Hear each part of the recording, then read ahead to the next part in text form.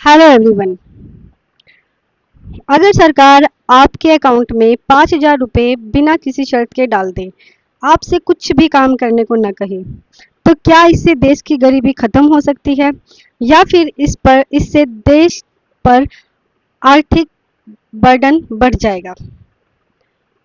तो चलिए इसी टॉपिक में अनकंडीशनल कैश ट्रांसफ़र के बारे में हम बात करेंगे, जो यूपीएससी में जीएस पेपर 2 एंड 3 में we can use in poverty removal and also physical burden. ठीक है, हम इसमें कुछ इंपॉर्टेंट डाटास के बारे में बात करेंगे जो कि 16 फाइनेंस कमीशन और नीति आयोग के द्वारा दिया गया है। इसके अलावा हम देखेंगे कि इसका क्या क्या कंसर्न रहेगा। फिर हम देखेंगे क्या अगर क्या ये अनकंडीशनल कैश ट्रांसफ़र हमारे लिए ज़रूरी है, क्या ये अनकंडीशनल कैश ट्रांसफ़र हमें पूरी तरह से हटा देना चाहिए या फिर कुछ और इससे बेहतर लेकर आना चाहिए। तो पहले बात करेंगे अनकंडीशनल कैश ट्रांसफ़र के बारे में। तो ये होता क्या है? पहली बात तो ये कि अनकंडीशनल कैश ट्रांसफ़र आपके अकाउंट में बिना किसी शर्त के, जैसा कि मैंने आपको पहले बताया, बिना किसी शर्त के आपके अकाउंट में मॉनेटरी ट्रांसफ़र कर देना है, यानी ये डायरेक्ट मॉनेटरी ट्रांसफ़र होते हैं विदाउट एनी कंडीशन। ठीक है, they are generally delivered through DBT means direct benefit transfer. तो इशू क्या है? इशू ये है कि जो अनकंडीशनल कैश ट्रांसफ़र है उसकी वजह से देश में राज्यों पर अधिक बर्डन बढ़ रहा है। जैसे कि हम अपना डाटा देखें, जो अनकंडीशनल कैश ट्रांसफ़र है उसमें 2 या 2 से 3 स्टेट तो ऐसी है जहां पर रिवेन्यू का 50% से ज़्यादा यूसीटी पर जाता है, यानी अनकंडीशनल कैश ट्रांसफ़र पर वो अपने रिवेन्यू का 50% से भी ज़्यादा खर्च कर रहे हैं। इसके अलावा 15th फाइनेंस कमीशन क्या कहती है कि 44% of state expenditure is tied up in interest payment, pensions and salaries, यानी सरकार अपनी लगभग 44% जो रिवेन्यू है वो सिर्फ इंटरेस्ट पेमेंट पर, पेंशन पर, सैलरीज पर खर्च कर रही है। तो इस पर इसका मतलब क्या है कि उनका जो रिवेन्यू बर्डन है, जो रिवेन्यू एक्सपेंडिचर है वो बहुत ज़्यादा है, और वो भी मतलब ऐसी चीज़ों पर जो कि कोई भी कैपिटल इन्वेस्टमेंट नहीं कर रही है, कोई भी हमें कैपिटल बेनिफिट नहीं दे रही है। क्या अगर सिर्फ इंटरेस्ट पेमेंट से, पेंशन देने से या फिर आपको अनकंडीशनल कैश ट्रांसफ़र करने से क्या देश की गरीबी ख़त्म हो सकती है? क्या इससे हमारे देश की जो युवा है उसको स्किल मिलेगा? नहीं मिलेगा। तो पहली बात तो हम जानेंगे कि ये कंसर्न क्यों है। इसके अलावा कुछ इम्पोर्टेंट डाटा कि जी ये जो स्टेट है जहाँ पर मेजर यूसीटी स्कीम्स है वो 2 से 12 हो गई है। पहले 2 स्टेट थी, अब 12 हो चुकी है। मतलब ये डाटा 2022 से 23 से लेकर 2025 तक के बीच के बात है, यानी इन सालों के बीच में 2 स्टेट थी, अब 12 हो चुकी है। एस्टिमेटेड जो एक्सपेंडिचर है इन स्टेट्स के द्वारा वो 1.68 लाख करोड़ है। जीडीपी का अगर बात करें तो 0.5% अराउंड, एंड स्टेट के रिवेन्यू एक्सपेंडिचर है 6%, and state among this 5 with estimated revenue deficit in 2025 and 26 is 6। तो ये कंसर्न की बात क्यों है? तो पहली बात तो क्या ये जो ट्रांसफ़र हो रहा है फिजिकल सस्टेनेबल है? नहीं, बिल्कुल भी सस्टेनेबल नहीं दिख रहा है। जहाँ पर हम देखते हैं कि झारखंड है, कर्नाटका है, वेस्ट बंगाल है, यहाँ पर 50% से भी ज़्यादा रिवेन्यू यहाँ पर इनकी यूसिटी में जाता है। इसके अलावा पंजाब भी हमारा जो फिजिकल बर्डन है उसके गिरफ्त में ही है। तो फिजिकल सस्टेनेबल तो ये है नहीं, तो क्योंकि ये रिकरिंग एक्सपेंडिचर है। अगर एक बार इंट्रोड्यूस कर दिया जाता है तो पॉलिटिकली इसको बंद कर देना बहुत ज़्यादा मुश्किल होता है। तो ये फ्यूचर गवर्नमेंट पर फिजिकल बर्डन और डाल देगी।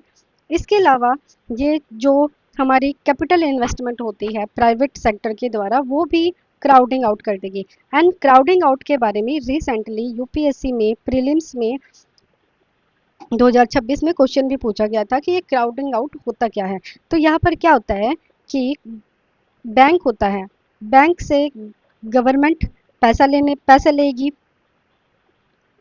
तो प्राइवेट के पास बैंक से पैसे लेने, मतलब उनके पास कम हो जाएंगे। यानी अगर ये लोग, ये गवर्नमेंट बैंक से पैसे लेगी तो बैंक के पास जो पैसा वो प्राइवेट को दे सकती थी वो कम हो जाएगा।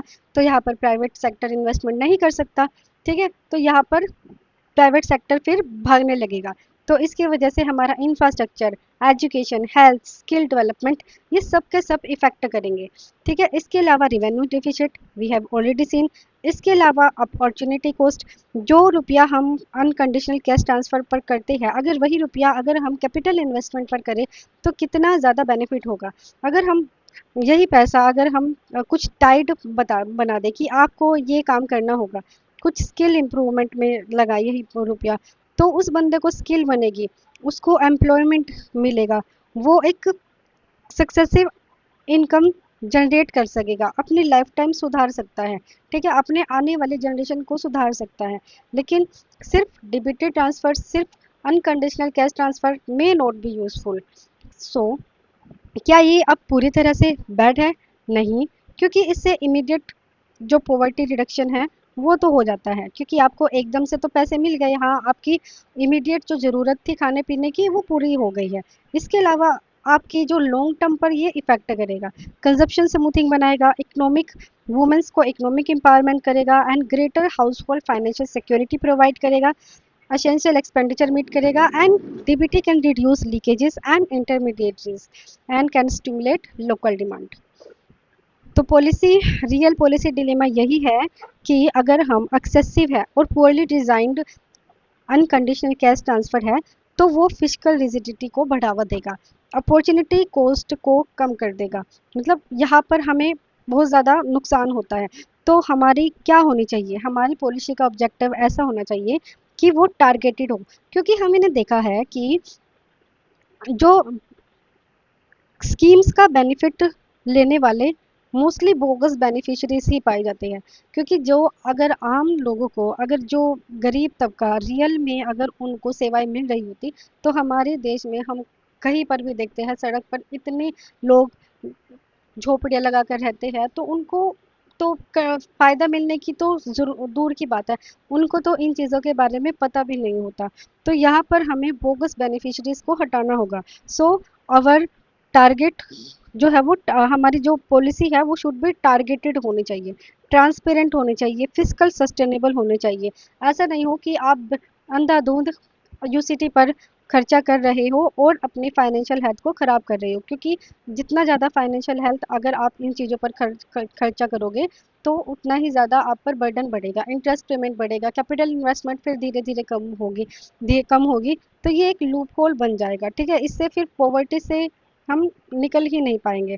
ठीक है, and it should be outcome oriented transfer. So rather than simply eliminating cash transfer, we should be targeted, transparent, physical sustainable and outcome oriented होना चाहिए। So one line conclusion, the issue is not transfer पर से but whether recurring transfers remain fiscally sustainable while preserving adequate public investment in human capital and productive capacity। so हमने आज के